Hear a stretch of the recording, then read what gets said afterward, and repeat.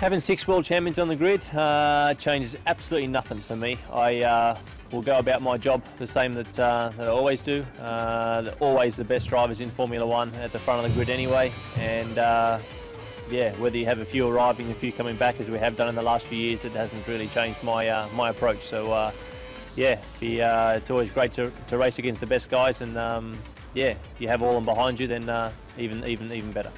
To win Monza, obviously the Italian Grand Prix, very passionate, a lot of history there, and of course your home race. I think every driver would like to have a chance of winning their home Grand Prix, and that's the two which would be certainly towards the top of my list. And then after that, any Grand Prix victory is very unique. It doesn't matter where it is. Obviously, you know, when I won the Hungarian Grand Prix a few years ago, you know, it's not like the Australian Grand Prix, but it's still a very special place to win at, and you've got to grab the wins because they're very special feeling.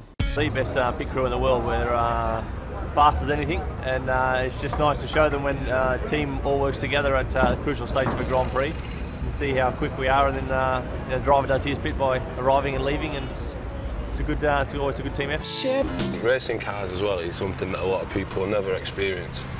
Some of the speeds you get to, the opportunity to race. How would you describe the thrills you get from it?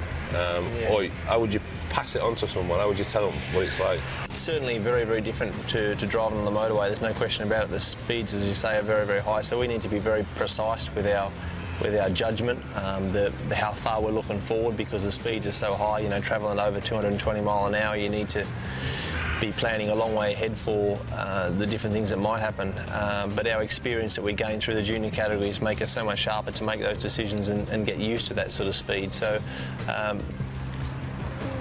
it makes it so much easier because we all can operate at that level. If we had people that were out of their depth, that's when it becomes a bit more of an issue for us. So there's obviously a lot of trust that goes on.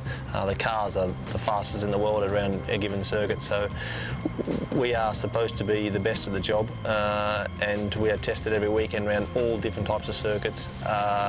The sensation is incredible, there's no question about it.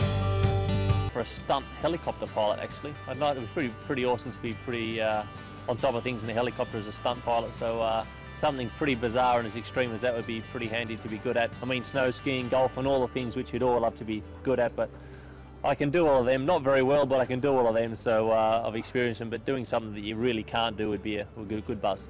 About Australia, I like visiting there for a break. It's a great place to go and unwind, chill out. The food's great. Generally the sun's out. Everyone's you know, enjoying themselves. The ocean is also a beautiful place to unwind in. So they're the things I look forward to when I go to Australia for a break. 20 races is not too difficult. I think that it's such a great opportunity to race in every Grand Prix, and that's what the motivation is, to challenge yourself, get more out of yourself, making sure that you have done everything you can to try and win that Grand Prix. So the motivation for the travel is probably the hardest part. Once you're at the venue, it's very easy to be motivated for what you're there for.